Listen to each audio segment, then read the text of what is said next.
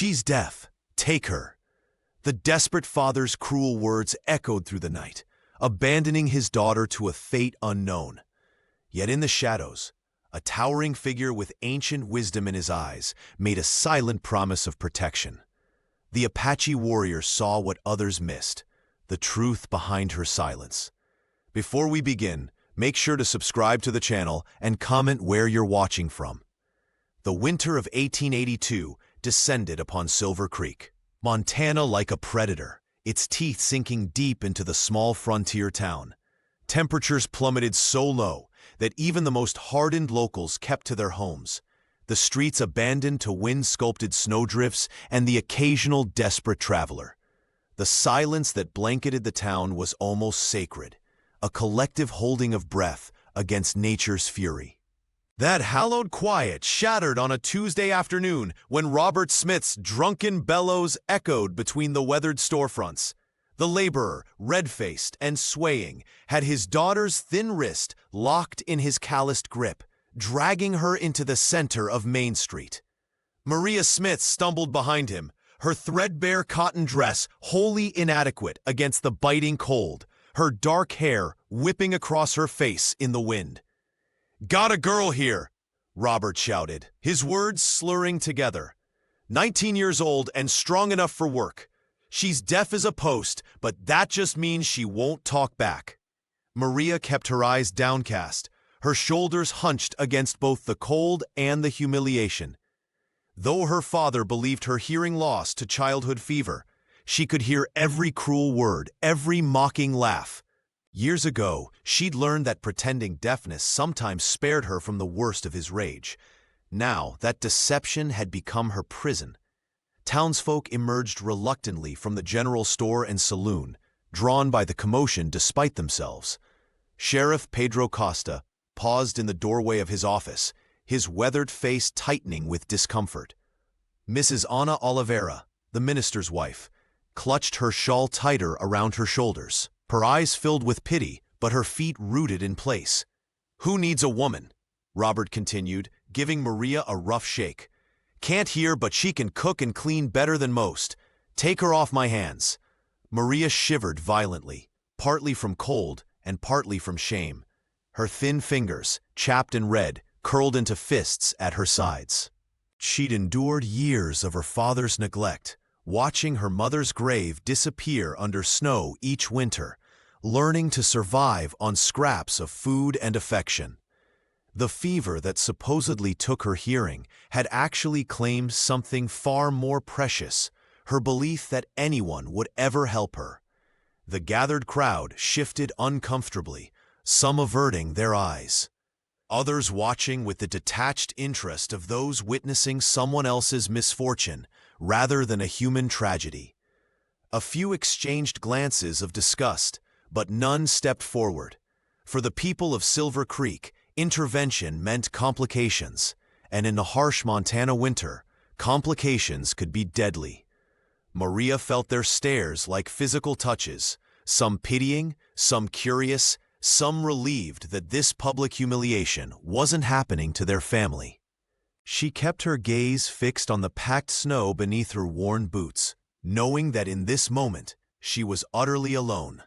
Robert Smith tightened his grip on Maria's arm, spinning her around like merchandise at an auction. His voice grew louder, more vicious with each word, the alcohol fueling his cruelty. "Look at her, deaf as a stone and twice as dumb," he shouted, his breath visible in the frigid Montana air. "Worthless for anything but work, this one. Can't even hear when you call her name." Maria Smith kept her eyes fixed on the snow-covered ground, feeling the weight of 24 stares boring into her. The cold bit through her threadbare dress, but the shame burned hotter than any fever she'd endured. Though she couldn't hear her father's exact words, she felt their vibration, knew their meaning from the countless times he'd degraded her before. The townsfolk of Silver Creek formed a loose semicircle, their faces a gallery of discomfort and indifference. Thomas Miller, the blacksmith whose forge had warmed many of them on bitter days like this, simply crossed his arms and looked away. Edwin Parker, The baker who'd occasionally slipped Maria a stale roll when no one was looking suddenly found great interest in adjusting his woolen cap. Most disappointing was Mrs. Anna Oliveira, standing at the edge of the crowd. The minister's wife, known for her Sunday sermons on compassion, watched with trembling lips, her gloved hands clutching her shawl. Her eyes met Maria's for a fleeting moment before guilt forced them downward. "She's strong, though," Robert continued, jerking his daughter's arm to display her like cattle. "Fed her just enough to work, not enough to get fat and lazy. Good investment for someone who needs help around the house." The winter wind howled down the main street, driving snow into drifts against the general store's porch. Maria felt it collecting on her shoulders and in her hair, but she didn't move to brush it away. The 19-year-old's fingers, red and chapped from cold, unconsciously began to form shapes at her side, signs she taught herself in secret from a tattered book hidden beneath her mattress. "Help! Please! Someone!" The gestures were small, almost imperceptible, a private language that no one in Silver Creek could understand. Each movement was a silent prayer, each sign a desperate reach toward a dignity that seemed as distant as summer. The silence of the townspeople weighed heavier than the snow on her shoulders. Their collective refusal to intervene spoke volumes about what Maria was worth to them. Nothing. Less than the dogs that roamed the streets, less than the horses stamping in their stalls. Sheriff Pedro Costa stood in the doorway of his office across the street, watching. His badge caught a rare beam of winter sunlight, flashing briefly before disappearing behind the curtain of falling snow. Like everyone else, he chose to remain a spectator to her humiliation. "Who'll take her?" Robert slurred, waving a ragged bill in the air. "5 reais and she's yours." The offer, grotesque in its casualness, rippled through the crowd gathered in Silver Creek's main street. Several men shifted uncomfortably, while others exchanged glances that mixed disgust with morbid curiosity. Maria Smith kept her gaze fixed on the snow accumulating around her worn boots. She had learned long ago that eye contact only invited more cruelty from her father. The cold bit through her threadbare dress, but the shame burned hotter than any physical discomfort. She had survived 19 years of his abuse by becoming invisible, by retreating into the silent world that most assumed was her only reality. Now, that fragile protection was crumbling beneath Robert's drunken spectacle. "Quite the bargain for a healthy girl," Robert continued, his voice growing louder as he sensed the crowd's hesitation. "Can't hear a word you say. Means she won't talk back." His laughter, harsh and hollow, echoed off the storefronts. Sheriff Pedro Costa stood frozen in his office doorway, one hand resting on the frame as if caught between stepping forward and retreating inside. His badge glinted in the winter light, a symbol of authority rendered meaningless by the town's unspoken rules about family matters. "Sheriff?" Mrs. Ana Oliveira called out softly from the edge of the gathering. The minister's wife clutched her shawl tightly around her shoulders, her eyes pleading with the lawman to intervene. But Pedro merely tipped his hat in acknowledgement before looking away, his expression clouded with shame and indecision. Maria felt rather than heard the nervous laughter rippling through the onlookers. She had taught herself to read the vibrations in the air, to sense shifts in mood through the subtle movements of bodies around her. The young woman's fingers twitched at her sides, unconsciously forming words no one could understand, a private language of desperation. "5 reais," Robert shouted again, shaking the crumpled bill for emphasis. "Less than you'd pay for a decent horse." A few townsmen chuckled uncomfortably, while others began drifting away, unwilling to witness what might come next. Maria sensed someone approaching and tensed, preparing for the worst. But it was only the wind shifting, bringing with it the scent of pine and wood smoke from distant cabins. For one desperate moment, she imagined running, disappearing into the forest beyond town. But where would she go? How would she survive the Montana winter alone? The snow continued to fall, indifferent to human cruelty, gradually erasing footprints and blurring the edges of the world. Maria stood motionless at its center, a girl being bartered away while an entire town pretended not to see. The crowd fell silent as a towering figure emerged through the curtain of snow. Samuel Oliveira stood nearly 2 meters tall, his broad shoulders wrapped in a weathered buffalo hide coat that had seen countless winters. The people of Silver Creek knew him by another name, Oilo de Corvo, for the penetrating intensity of his gaze that seemed to pierce through facades and pretenses. He moved with deliberate grace despite his imposing size, each footfall purposeful in the fresh powder. Whispers rippled through the gathering as Samuel approached. He was a living legend in these parts, part indigenous heritage evident in his features, part outsider by circumstance, and entirely avoided by most townsfolk who feared what they couldn't understand. Stories of his strength circulated through saloons and kitchens, how he'd once carried a wounded trapper 20 miles through blizzard conditions, how he spoke 5 languages but chose silence most days, how animals seemed to respond to his presence with unusual calm. The crowd parted without hesitation, creating a path before him as if by unspoken command. Even the most boisterous among them fell quiet under his steady gaze. Samuel's presence carried more authority than the sheriff's badge ever could, a natural power that required no validation from badges or titles.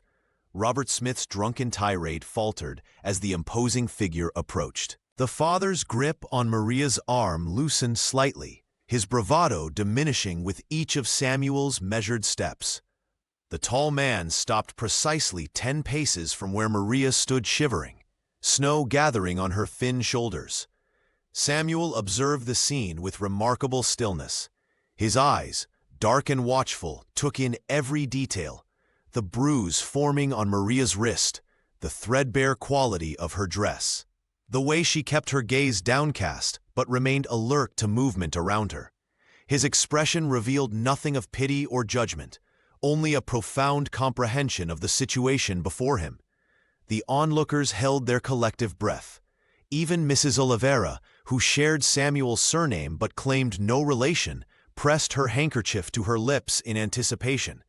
The blacksmith shifted uncomfortably, suddenly finding great interest in his boot tips.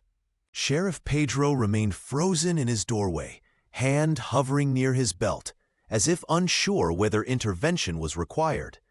In the heavy silence, only the soft patter of snowflakes and the distant creak of a shop sign could be heard. Samuel's attention never wavered from Maria, studying her with the careful assessment of someone who recognized something familiar in her suffering. His weathered face remained impassive, but his eyes conveyed a message that needed no words. Understanding. Robert Smith's grip loosened around Maria's wrist, his drunken bravado faltering as the towering figure of Samuel Oliveira approached. The cold wind whipped between them, carrying snowflakes that melted against the heat of their confrontation. The crowd of Silver Creek's residents held their collective breath, sensing the shift in power. Samuel stood like an immovable force, his buffalo hide coat dusted with snow, his presence commanding without a single shout. When he finally spoke, his voice emerged low and measured, cutting through the winter air with precision. "I know you can hear." Those 5 words weren't directed at the crowd, or even at the drunken father. They were meant solely for Maria. In that moment, her eyes, which had been fixed on the snow-covered ground, snapped upward. Meeting Samuel's piercing gaze, fear and shock registered on her face, her carefully maintained facade cracking under the weight of his perception. No one in Silver Creek had ever noticed. For years, Maria had protected this secret, pretending total deafness when in truth she could detect some sounds, enough to navigate dangers, to anticipate her father's moods, to survive. It was her only defense in a world that had already decided her worth. Yet this stranger, this outsider whom townsfolk called Oilo de Corvo, for his uncanny ability to see what others missed, had unraveled her protection with a single sentence. The young woman's hands trembled, not just from the biting cold, but from the sudden vulnerability. She'd been seen, truly seen, not as the burden her father described, not as the object of pity the townsfolk regarded, but as a person with depths and secrets and strength. The crowd sensed the undercurrent but couldn't decipher it. Mrs. Ana Oliveira clutched her shawl tighter, watching with a mixture of shame and fascination. Sheriff Pedro shifted his weight, hand hovering near his belt as he tried to assess whether intervention was needed. Even Robert seemed confused by the silent exchange between his daughter and the imposing half-indigenous man. The hush deepened around them, broken only by the soft crunch of snow beneath shifting feet and the distant howl of wind through the mountain pines. In that suspended moment, something fundamental changed in the frozen tableau of Silver Creek's main street. The power no longer belonged to the shouting drunk or the judgmental onlookers. It resided in the silent understanding between two souls who recognized in each other what it meant to exist on society's margins.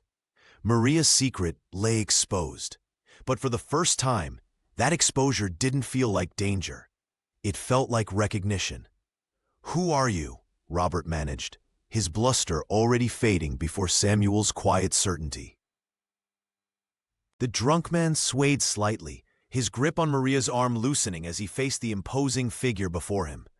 "Samuel Oliveira," came the reply, calm and clipped. "You offered her to anyone. I'm anyone." The crowd's murmurs grew louder, a ripple of recognition passing through the gathered townspeople. Samuel Oliveira was no stranger to Silver Creek, though few had ever exchanged more than necessary words with him. Stories of his past circulated through the crowd, tales of his remarkable strength when he'd once lifted a fallen tree from the road single-handedly, accounts of his time as a guide for the army through the most treacherous mountain passes, and whispers of how he'd stood unflinching when 3 drunken men had tried to run him out of town last summer. "The half-breed," someone whispered, loud enough to be heard but not brave enough to be identified. Samuel ignored the slur, his attention fixed entirely on Maria and her father. The young woman kept her gaze lowered, but Samuel noticed how her posture had changed, the slight straightening of her spine, the barely perceptible tilt of her head toward him. "He lives alone up in those mountains," Ana Oliveira whispered to the baker's wife beside her. "Comes to town only when necessary." The minister's wife wrung her hands, her conscience visibly troubled by the unfolding scene. Samuel stepped closer, his movements deliberate and unhurried. The snow crunched beneath his worn leather boots as he approached.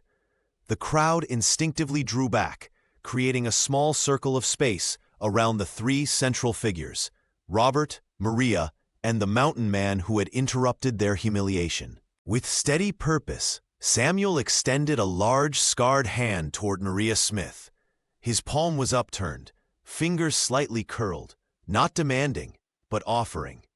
The gesture hung in the frozen air between them, both invitation and challenge. Sheriff Pedro Costa watched from the boardwalk, his hand resting on his holstered pistol, uncertain whether to intervene. The tension in the street was palpable, the silence broken only by Robert's ragged breathing and the distant sound of a door closing somewhere down the street. Maria raised her eyes slightly, looking at the offered hand. For the first time since her father had dragged her into the street, something flickered across her face.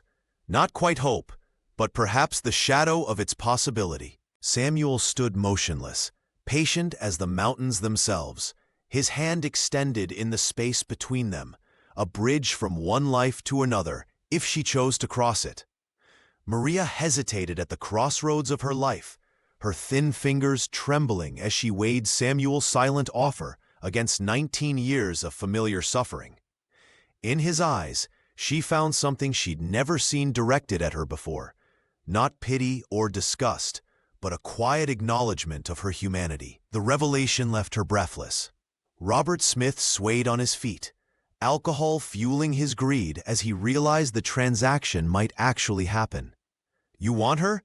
10 reais, double," he slurred, seeing an opportunity to profit further from his daughter's misery.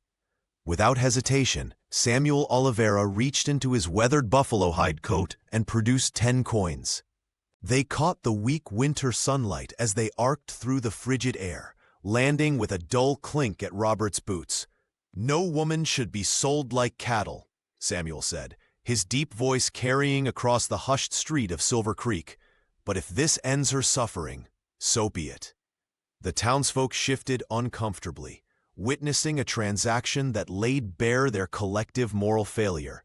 Some looked away, unable to meet Maria's gaze, while others watched with morbid fascination, hungry for scandal to warm their gossip through the cold Montana nights. Greed quickly overcame what little shame Robert possessed.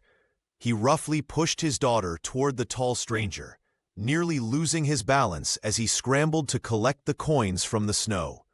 His fingers, red and clumsy from drink, scooped the money into his pocket with practiced desperation. Samuel stepped forward with surprising grace for a man of his size, catching Maria as she stumbled forward. His large hands steadied her with a gentleness that contradicted his imposing presence. The touch was firm yet respectful, not possessive but supportive. Maria flinched initially, unaccustomed to being handled without cruelty. She looked up at the man called Olho de Corvo, studying his weathered face. The scars that marked his skin told stories of survival, not unlike the invisible ones she carried within. The crowd's anticipation hung heavy in the air. They expected something salacious, a rough claim of ownership, perhaps, or some display that would confirm their prejudices about the part indigenous outcast. Instead, Samuel's quiet dignity confounded them. He simply stood beside Maria, neither touching her further nor speaking, his presence a shield against their judgment. For a moment, the tableau held. A broken father, a rescued daughter, a mysterious savior, and a town forced to witness its own failure. Then Samuel took a small step back, creating space for Maria to decide her next move. It was the first choice she'd been given in years, and the weight of it showed in her eyes as she gathered her courage. Sheriff Pedro Costa finally stepped forward, his badge glinting dully in the winter light as his authority visibly wavered. His hand hovered near his holster, more from habit than intent. "You can't just buy a person, even if," he began, his voice trailing off as he struggled to find the right words. Samuel's normally calm demeanor shifted. "Even if her own father throws her out?" he challenged, his deep voice cutting through the tense silence. "Where were you 5 minutes ago, Sheriff, when she stood shivering in the snow while her father auctioned her off?" The accusation landed like a physical blow. Pedro's shoulders slumped slightly, and the townspeople shifted uneasily, avoiding each other's eyes.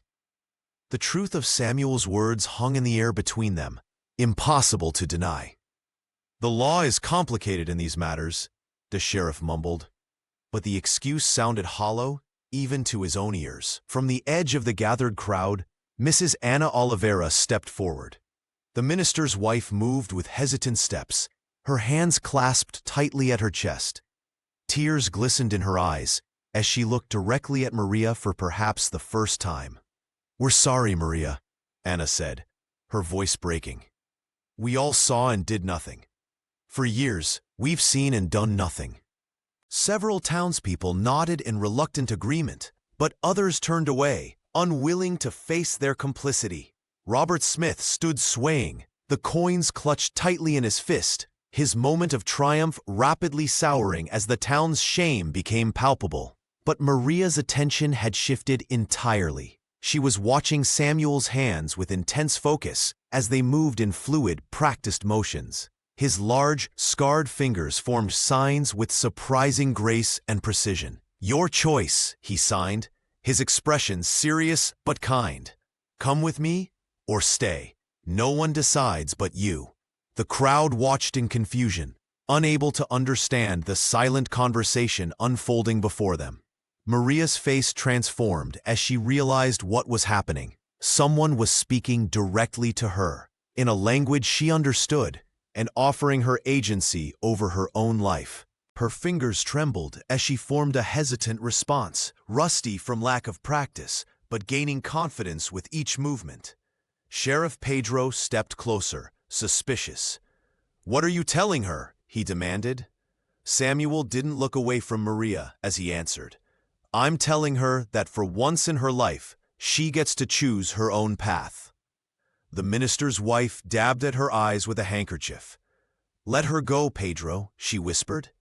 "We've failed her enough." Maria's hands moved again, faster now, her eyes never leaving Samuel's face. A small, tentative smile, perhaps her first in years, began to form at the corners of her mouth as she found her voice in the silence between them. Maria's heart pounded against her ribs like a frightened bird.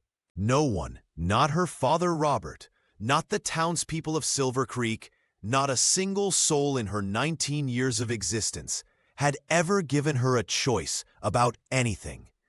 The sensation was as foreign as summer in this brutal Montana winter. Slowly, her fingers trembling slightly, she signed back, "You know signs?" Her movements were hesitant, almost disbelieving. The tall man before her, this Samuel Oliveira, whom everyone called Olho de Corvo, nodded with a gentleness that seemed at odds with his imposing frame. "An old friend taught me," Samuel signed, his large hands moving with surprising grace and fluidity. "He was a scout, like me, lost his hearing in the war." His dark eyes held Maria's gaze steadily. "Signs are sacred," he continued, his movements deliberate and respectful. "Only truth should live in them. Words can lie, but hands speak from the heart." The crowd around them shifted uncomfortably, muttering in confusion at the silent exchange. Sheriff Pedro took a half-step forward, then retreated, clearly uncertain about how to proceed with this unexpected development.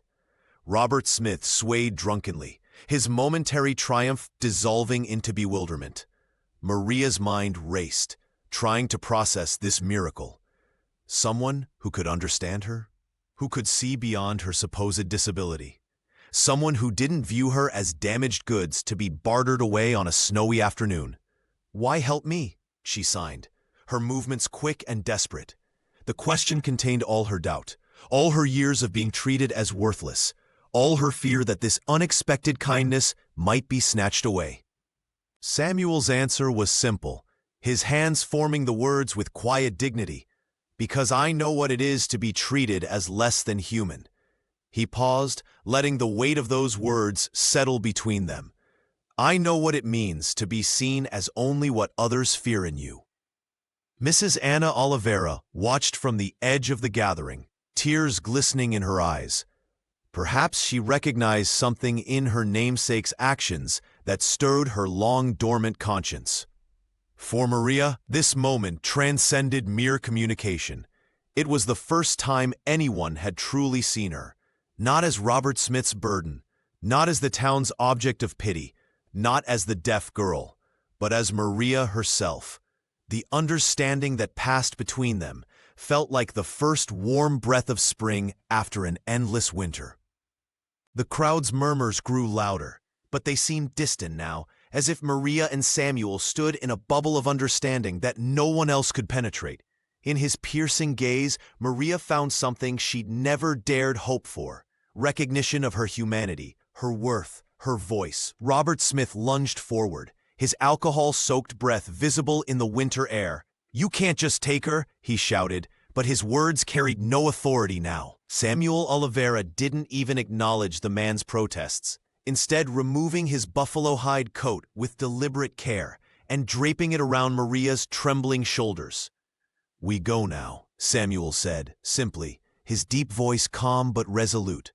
His towering presence served as a barrier between Maria and the prying eyes of Silver Creek's residents. The coat engulfed her small frame, still warm from his body, the scent of pine and leather wrapping around her like a second layer of protection. As they began walking away, Robert's facade finally cracked. "Maria, come back!" he called out, his voice breaking with a desperation that might have moved her once. But Maria kept her eyes forward, her jaw set with newfound determination. The daughter he had treated as property for 19 years was walking away, and for the first time, she was making her own choice. The crowd parted silently as Samuel and Maria moved through them. Some townspeople averted their eyes in shame, while others watched with undisguised curiosity. Sheriff Pedro stood motionless, his badge catching the weak winter sunlight, a symbol of authority rendered meaningless by his inaction. Mrs. Ana Oliveira made a small gesture as if to approach them, but stopped herself, tears glistening in her eyes. The minister's wife knew she had failed this young woman, just as the entire town had. They reached the edge of Silver Creek, where Samuel's horse waited, a sturdy creature with patient eyes. Maria's hands trembled, but not entirely from cold. Despite her fear, she stood upright, her chin raised in quiet defiance of the life she was leaving behind. Samuel helped her onto the horse with gentle efficiency, his large hands strong yet careful. He checked the saddle straps before mounting behind her, his movements practiced and sure. "Hold here," he instructed, guiding her hands to the saddle horn. His voice, so close to her ear, carried no judgment or expectation, only calm guidance. The warmth of the buffalo coat and Samuel's steady presence behind her awakened something Maria had thought long dead: hope. It flickered tentatively in her chest like a newly kindled flame, fragile but persistent. As the horse carried them away from Silver Creek, Maria felt the weight of countless days of humiliation beginning to lift. The snow was falling harder now, covering their tracks, as if nature itself was helping to erase the path to her past. For the first time in years, Maria Smith allowed herself to breathe deeply, filling her lungs with the crisp mountain air. She didn't know what awaited her at Samuel's cabin, but whatever it was, it would be her choice, and that made all the difference. The mountain trail twisted upward like a serpent, each bend revealing vistas of snow-covered pines and valleys that Maria Smith had never imagined existed so close to Silver Creek. Samuel Oliveira guided his sturdy chestnut mare with confident hands, his massive frame shielding Maria from the worst of the wind. The horse's hoofs crunched rhythmically through fresh powder, leaving impressions that the falling snow quickly reclaimed. Maria clung to Samuel's buffalo coat, her fingers finding security in the rough texture. 3 months ago, she wouldn't have dared to touch a stranger, but desperation had given way to a fragile trust. The snow fell heavier now, thick flakes catching on her eyelashes and melting against her cheeks. It felt like nature itself was washing away the stains of her father's cruelty. Samuel's hands occasionally left the reins to form quick signs. "River ahead," he gestured, before pointing to a nearly invisible path that veered sharply right. His movements were economical yet precise, the same careful deliberation he'd shown when confronting Robert in town. The mare negotiated a treacherous slope, and Maria instinctively tightened her grip. Samuel patted her arm reassuringly, his touch gentle despite hands calloused from years of survival in this wilderness. "Safe," he signed, the simple gesture more comforting than any elaborate promise. For 3 hours, they climbed steadily higher into the mountains. The silence between them wasn't the oppressive quiet Maria had known all her life, the silence of being ignored, overlooked, dismissed. This was different, a peaceful absence of needless words, filled instead with the whisper of wind through ancient pines and the soft exhale of the horse's breath forming clouds in the frigid air. Maria found herself studying Samuel's broad shoulders, the way he read the landscape as easily as others might read a book. He belonged here, among these towering trees and snow-draped rocks, in a way she'd never belonged anywhere. The realization brought an unexpected ache to her chest, not of envy, but of yearning to find such a place for herself. When Samuel signed "Duck," Maria responded instantly, lowering her head as they passed beneath a snow-laden branch. His approving nod sent a surprising warmth through her despite the biting cold. No one had ever acknowledged her quickness to learn, her ability to understand. In her father's house, Her deafness had defined her entirely. Here, with this silent giant, it seemed merely one aspect of who she was. "Almost home," Samuel signed as they crested a ridge. The simple phrase struck Maria with its implication. Home. The word felt foreign, dangerous to hope for. Yet as they continued through the gathering dusk, Maria allowed herself to wonder if perhaps, after 19 years of surviving, she might finally learn what it meant to live. Samuel's cabin appeared suddenly through the curtain of snowfall, a sturdy structure nestled among towering pines. The small windows glowed with warm light, a beacon of safety in the gathering darkness. As they approached, Maria felt her breath catch. After hours on horseback through the frigid wilderness, the sight of shelter seemed almost miraculous. Samuel Oliveira dismounted with fluid grace, despite his imposing height, then helped Maria down with strong, careful hands. He gestured toward the cabin with a slight nod, his eyes conveying what words did not need to. This was sanctuary. Inside, Maria stood transfixed at the threshold. The single-room dwelling revealed a life she hadn't imagined for the silent giant. Bookshelves lined one wall, filled with volumes whose spines showed the wear of frequent reading. Intricately carved wooden animals, bears, wolves, eagles, perched on every available surface. Bundles of dried herbs hung from ceiling beams, filling the air with earthy, pleasant scents she couldn't name. "Sit, you're safe here," Samuel signed. His large hands moving with surprising delicacy, he gestured toward a chair near the cast-iron stove that radiated blessed heat. Maria sank into the seat, her body finally registering the exhaustion of the day's events.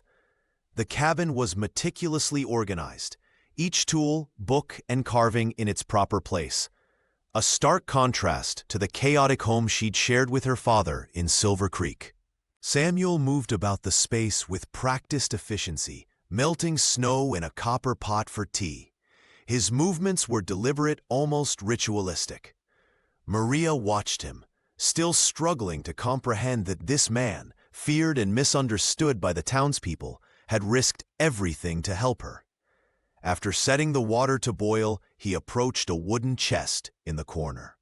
From it, he withdrew a simple wool dress and a beautifully embroidered shawl. He returned to Maria, his expression softening as he signed, "My sisters," before she passed. The offering stunned her.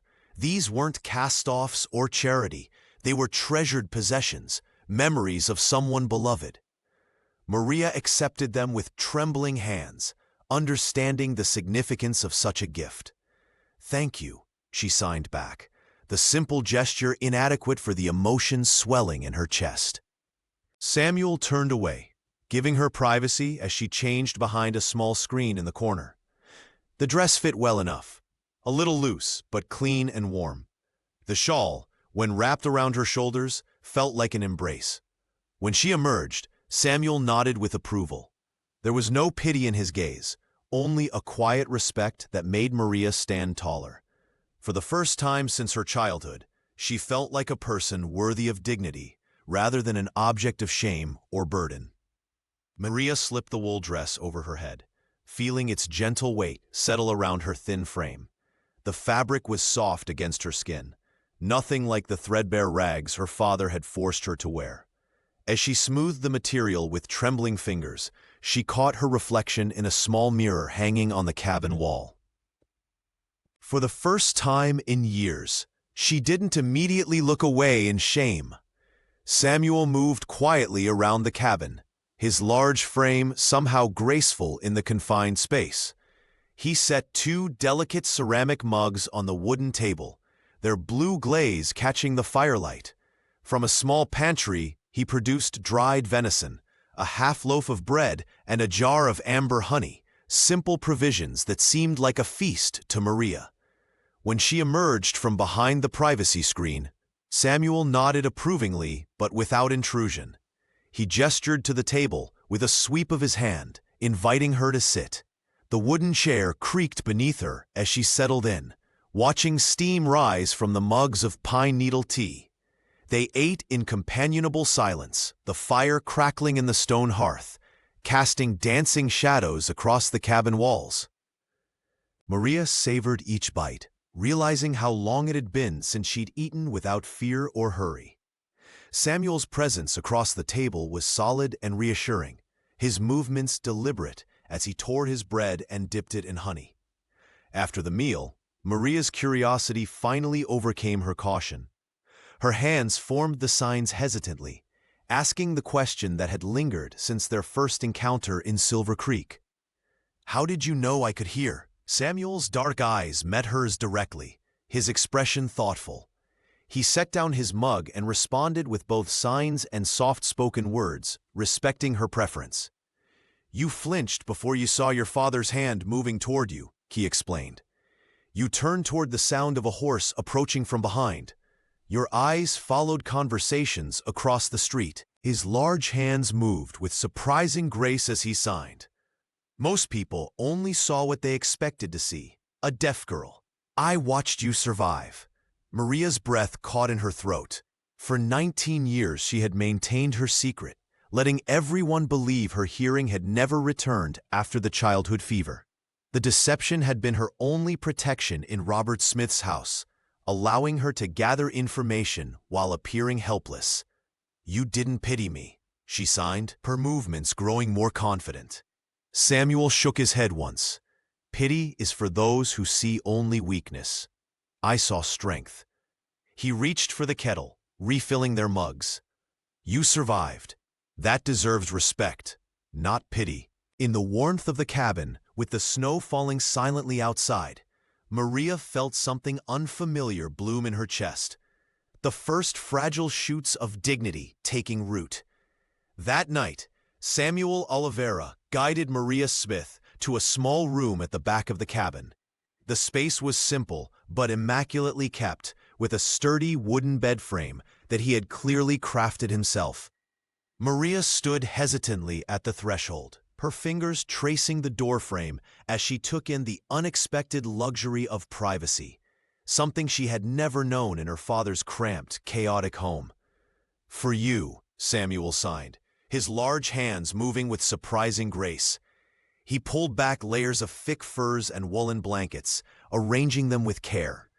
Maria noticed how his movements became gentler when preparing the bed, as if handling something precious.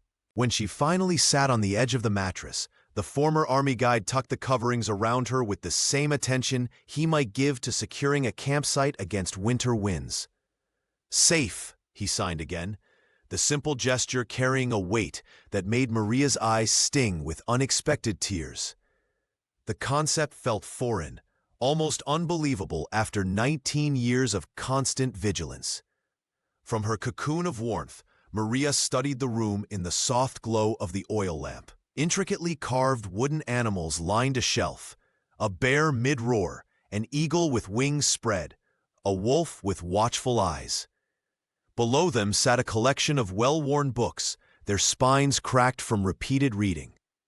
A woman's shawl hung from a peg, delicately embroidered with flowers that had somehow retained their vibrant colors despite the passage of years.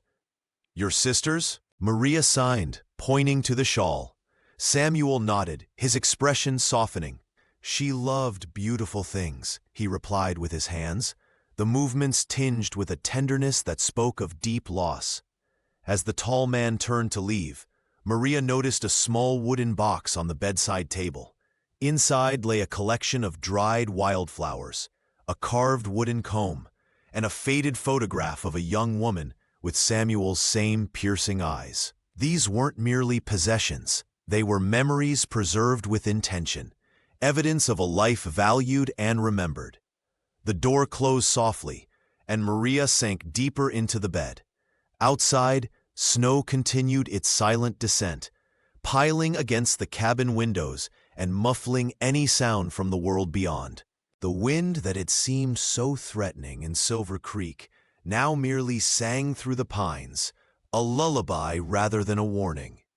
For the first time since the fever had taken her hearing as a child, Maria slept without fear. No need to listen for her father's drunken footsteps. no anxiety about what new humiliation morning might bring. The cabin stood like a fortress against judgment and cruelty, offering sanctuary, if only for this single night. As consciousness faded, Maria realized that safety wasn't just the absence of danger, it was the presence of care. And in this remote mountain cabin, she had found both. The days flowed into weeks as Maria and Samuel settled into a rhythm that felt like healing. Each morning, they rose with the winter sun, sharing a simple breakfast of cornbread and dried berries before venturing into the snow-covered forest. Maria Smith, who had never been allowed to learn anything beyond household chores, now absorbed knowledge like parched earth drinks rain. "Watch how the rabbit leaves tracks," Samuel signed, his large hands moving with surprising grace. He knelt beside a set of tiny impressions in the snow, inviting her to study them. Maria nodded, memorizing the pattern. By afternoon, she could distinguish deer trails from wolf tracks, reading the forest floor like a storybook. Samuel taught her to predict storms by watching cloud formations and feeling shifts in the wind. "The animals know first," he explained, pointing to birds gathering before a snowfall. "Nature speaks if you learn to listen with more than ears." Inside the cabin, Maria learned to prepare medicinal herbs, hanging bundles of yarrow and elderberry from the ceiling beams. The tall man showed infinite patience, never rushing her clumsy first attempts at skinning rabbits or tanning hides. When she accidentally ruined a batch of preserves, he simply nodded and said, "Next time, we'll be better." Their evenings became a sanctuary. By lamplight, they took turns reading from Samuel's collection of books, poetry, adventure tales, and scientific journals.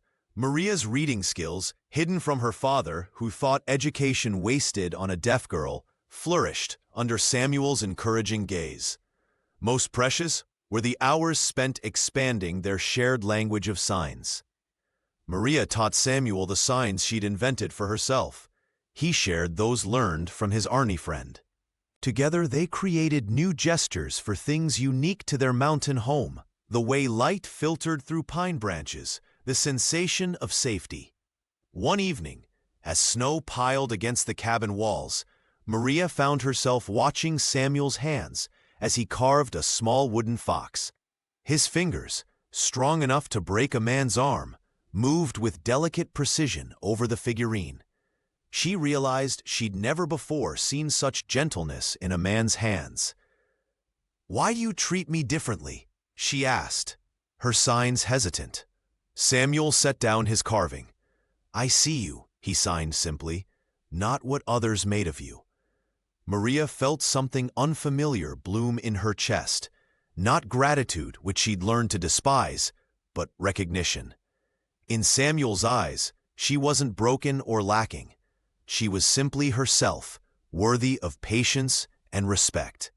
That night, as she drifted to sleep beneath fur blankets, Maria found herself looking forward to tomorrow, not with dread, but with anticipation. For the first time in her 19 years, each new day held promise rather than threat. After 2 weeks of peaceful isolation, necessity drove Maria and Samuel back to Silver Creek. They needed supplies they couldn't hunt or craft: salt, flour, ammunition, and medicine. The journey down the mountain was tense. Maria's fingers gripped Samuel's coat as the small town came into view. The moment they entered the general store, conversation died. Mrs. Peterson, the shopkeeper's wife, deliberately turned her back while her husband tallied their purchases with barely concealed disdain. Outside, a crowd had begun to gather, their whispers sharp as knives.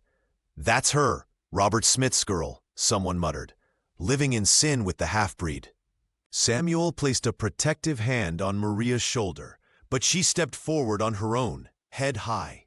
The weeks at the cabin had changed her. No longer the cowering girl in threadbare clothes, she stood straight-backed in her clean wool dress, her eyes clear and unflinching. Silas Costa emerged from the crowd, flanked by 3 friends. The sheriff's nephew had always considered himself above the law, his handsome face twisted now with malice. "Well, "If it isn't the deaf whore and her savage," Silas called, loud enough for everyone to hear. "Tell me, Maria, does he make you earn your keep on your back?" The crowd shifted uncomfortably, but no one intervened. Samuel's body tensed, but Maria placed a hand on his arm. "I can hear you," she said, her voice rough from disuse but perfectly audible. The crowd gasped. "I've always heard every cruel word this town has spoken." Silas stepped back, momentarily stunned. "You've been lying all this time?" "I lost my hearing to fever as a child," Maria explained, her words deliberate. "It came back slowly, but by then, I'd learned that being deaf protected me from my father's rage. And you," she looked around at the townspeople, "you all watched and abused me for years and did nothing." Samuel stood beside her, a silent pillar of strength, his piercing gaze sweeping over the crowd. "This man," Maria continued, pointing to Samuel, "was the only one brave enough to help me. While you all looked away, he offered me dignity." Silas recovered his composure, his face flushing with anger. "She's bewitched," he spat. "The savage has corrupted her mind with his heathen ways." But Maria's transformation had unsettled the crowd. Women who had averted their eyes now stared openly. Men shifted uncomfortably, recognizing their own complicity. "I chose to go with Samuel," Maria declared. "I choose to stay with him. And I choose, for the first time in my life, to speak for myself." As they mounted their horse to leave, Maria felt a strange new power. She was no longer invisible. She was a woman who had found her voice. The confrontation in the general store left a bitter taste in everyone's mouth. Silas Costa, his face contorted with self-righteous anger, pointed an accusatory finger at Samuel Oliveira. "You've taken advantage of a simple-minded girl," he spat, his voice carrying through the cramped space. "The law won't stand for it." Samuel remained impassive, his towering frame steady beside Maria Smith. The young woman trembled not with fear, but with indignation. The store owner backed away from the counter, clearly wanting no part in the brewing conflict. Sheriff Pedro approached, his badge catching the winter light streaming through the frosted windows. "Now, let's all calm down," he said, his authority undermined by the hesitation in his voice. "There's no need for, I choose to be with Samuel." Maria interrupted, her voice rough from disuse but clear as mountain water. The store fell silent. Many townspeople had never heard her speak before, assuming her deafness meant she couldn't. "My father sold me like livestock. None of you stopped him." Her words hung in the air, sharp as icicles. The sheriff shifted uncomfortably, unable to meet her gaze. "She's been bewitched," whispered a woman near the back. "That Indian's got her under some spell."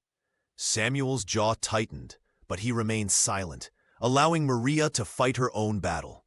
She stood straighter, her thin frame suddenly formidable. "I am not property," she continued, each word deliberate. "Not my father's, not Samuel's. I stay with him because he treats me as a person, as an equal." Silas stepped forward, his friends flanking him. "Your father was drunk. He didn't know what he was doing. This man took advantage." "My father knew exactly what he was doing," Maria cut in. "He'd been doing it for years." The sheriff attempted to mediate, suggesting Maria return to town while they sorted things out, but his words fell flat against her newfound resolve.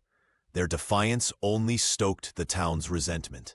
As Samuel and Maria rode back to the cabin that afternoon, the weight of the confrontation hung between them.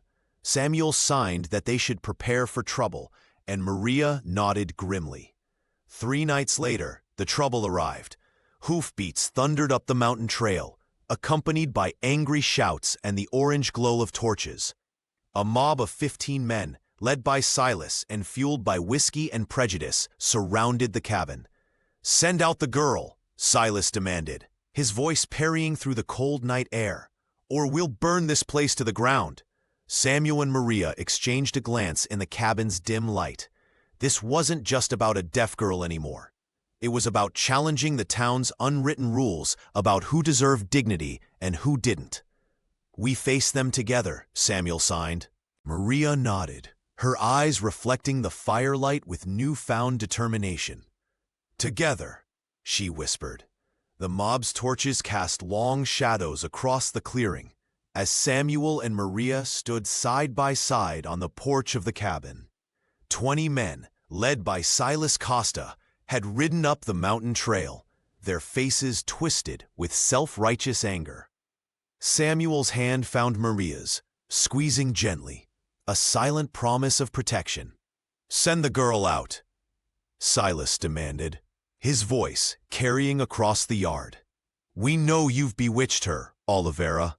Samuel remained still, his massive frame blocking the doorway.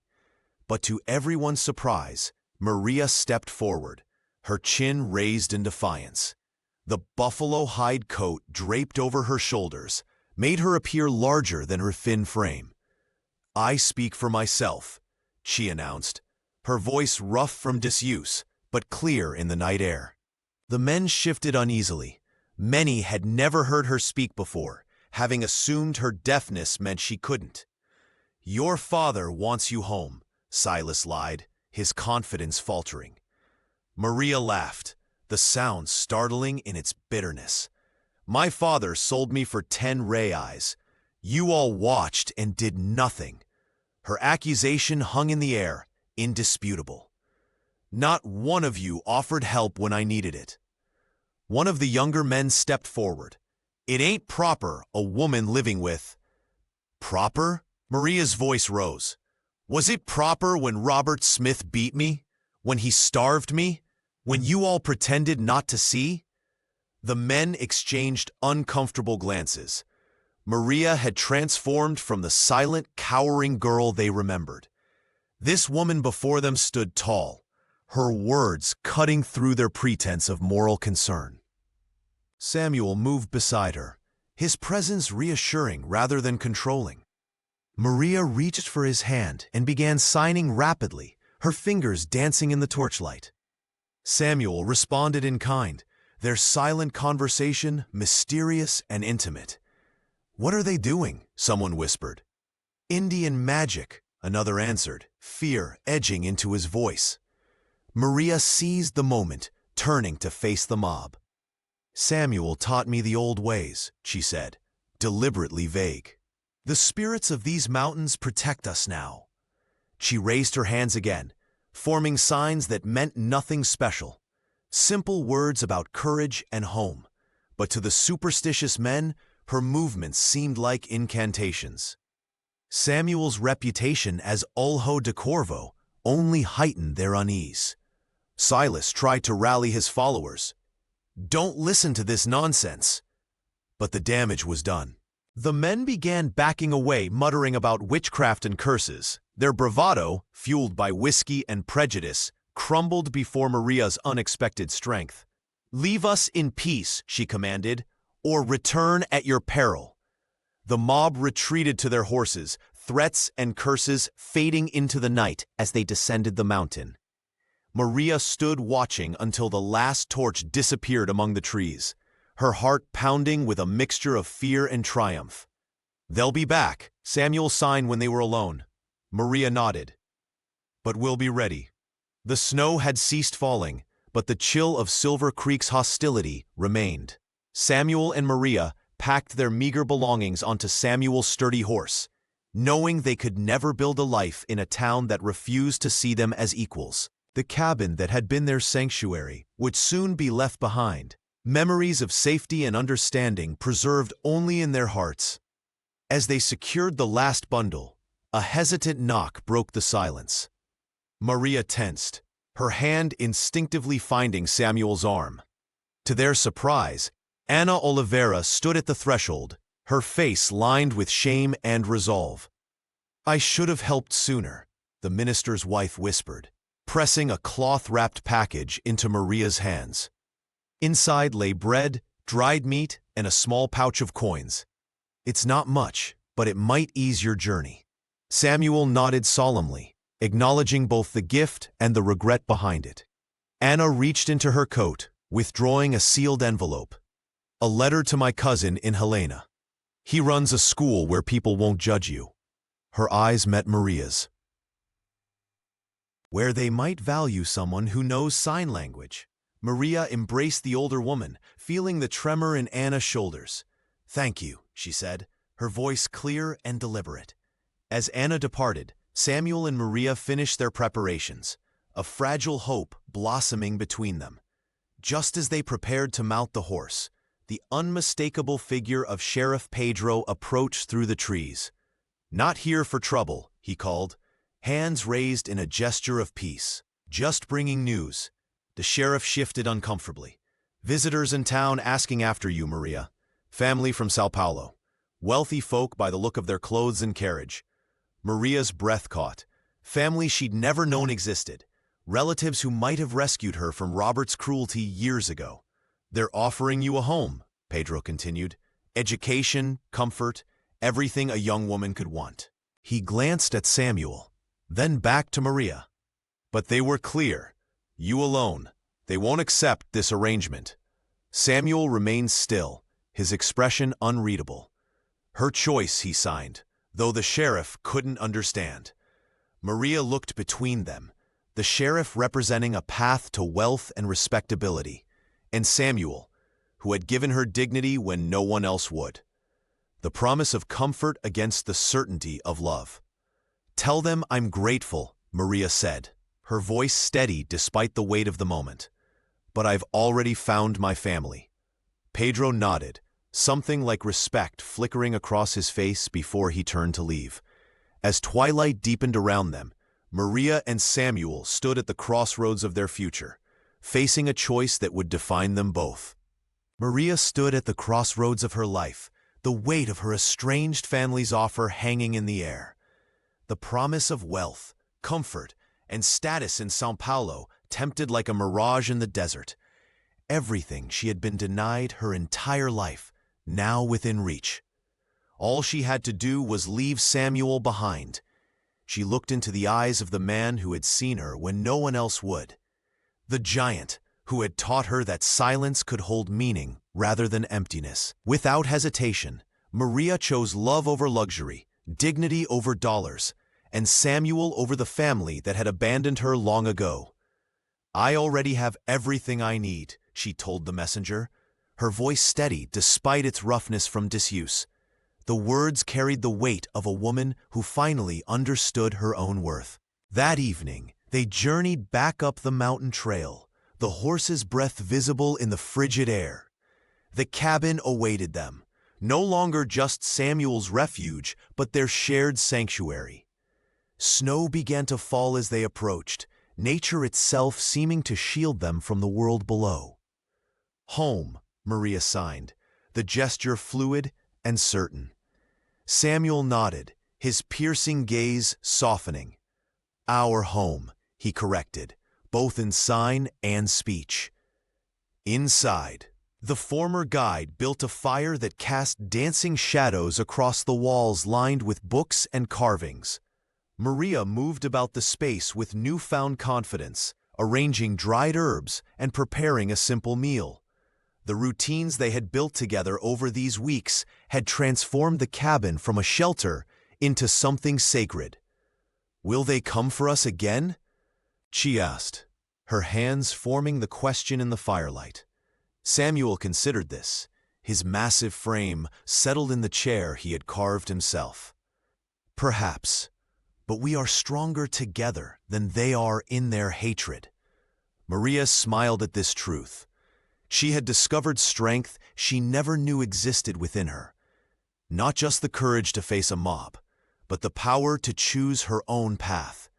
The townspeople of Silver Creek had failed her, but in doing so, had inadvertently led her to freedom. As night deepened and snow blanketed the mountain, Maria and Samuel sat before the crackling stove, planning their future. They would remain here through winter, then perhaps journey west, where prejudice might hold less sway. They spoke of building something new together, a place where others like them could find sanctuary. Samuel reached for her hand, his calloused fingers gentle against hers. "Whatever comes," he signed, "we face it as equals." Maria leaned against his shoulder, feeling the steady rhythm of his breath.